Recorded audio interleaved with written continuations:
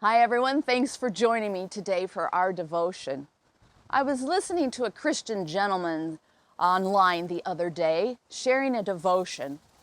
And it was a time when he used to drive a taxi years ago when he picked up an elderly lady. She gave him the address and then she asked him, "Would you drive me through downtown?" To which he said, "Ma'am, that's not the shortest way." And she says, "I don't mind. I'm not in a hurry. I'm on my way to a hospice, and the doctor says I don't have long to live." With that, the gentleman, he reached over and he turned off the meter to his taxi. For the next 2 hours, he drove her through the city, from one place to the next, places of fond memories for her. When they arrived at the hospice, she offered to pay him, but he refused. And then without thinking, he bent over and gave her a hug. And she held on to him tightly.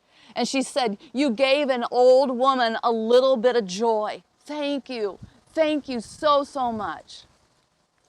Well, that day he drove away in silence, moved by the opportunity that God gave him to share kindness.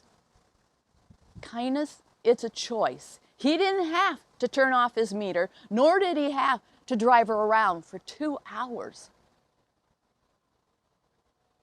Kindness, it lifts spirits and it gives life.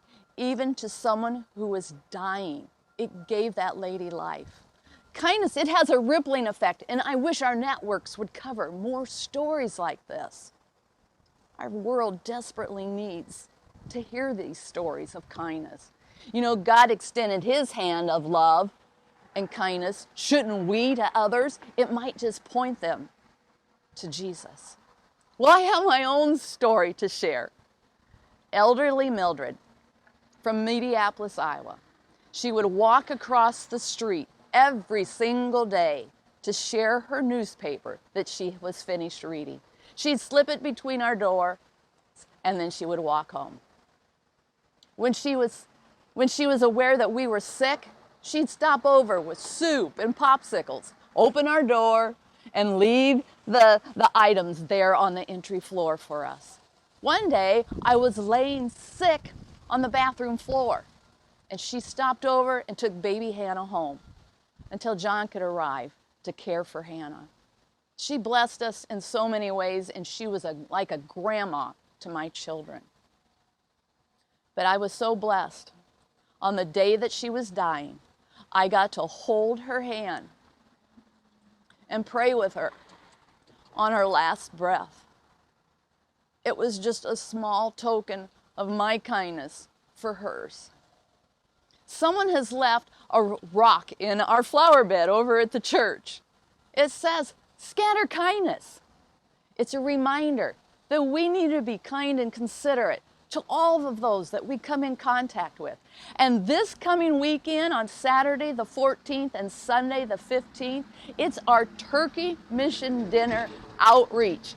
What an opportunity to share God's love and God's kindness with those in need all around the world for the missionaries and outreaches that we support.